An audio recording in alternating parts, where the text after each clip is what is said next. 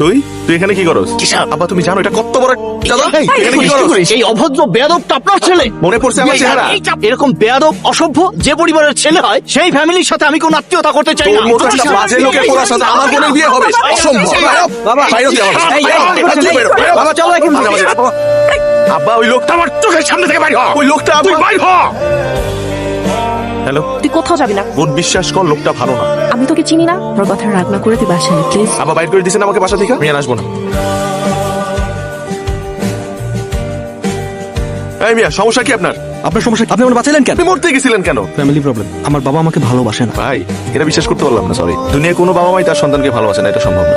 জানেন সে কি করছে? সে তার হাঁটুর বয়সে একটা মেয়েকে বিয়ে করে নিয়ে আসছে। আচ্ছা, বিয়ে করছে ফাইন, আমার কোনো সমস্যা নাই। সে সারাদিন এই মেয়েকে নিয়ে ঘুরে বেড়ায়। আমি কি করি না করি, নেশা করি নাকি না করি, সে কিচ্ছু কেয়ার করে না। সারাদিন তার বিজনেস, টাকা পয়সা আর তার নতুন বউ, এইটাই তার লাইফ। আমি তার একমাত্র সন্তান, তার তো কেয়ার করা উচিত। আমি কি করতেছি না করতেছি সে জানো না। ইভেন আমি এখন কি করতেছি, আমি যদি মারা যেতাম না জানতো না, সে কেয়ারও করতো না, আমি পড়ে থাকতাম। হ্যালো, আপনার ছেলের নাম কি আরাফ? হ্যাঁ হ্যাঁ আরাফ, কেন কি হচ্ছে? এখনো কিছু হয় নাই, তো হয়ে যেতে পারে।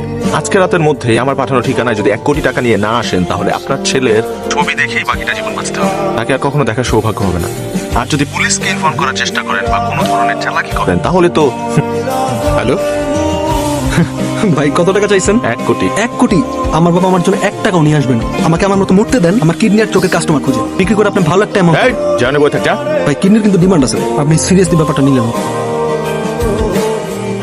ভাই আপনি হুদাই সময় নষ্ট করতেছেন। আমি আমার পাপকে চিনি তো, সে জীবনও আসবে না। সে আমার কিডন্যাপের কথা শুই না দেখবেন মিলাদ পড়াইতেছে, আর ওই হাডুর বয়সী মেয়ের সাথে পার্টি করতেছে। 1 কোটি টাকার স্বপ্ন ছাইরা দেন, লাভ নাই, অন্য জায়গায় ট্রাই করেন। ভিতরে যান।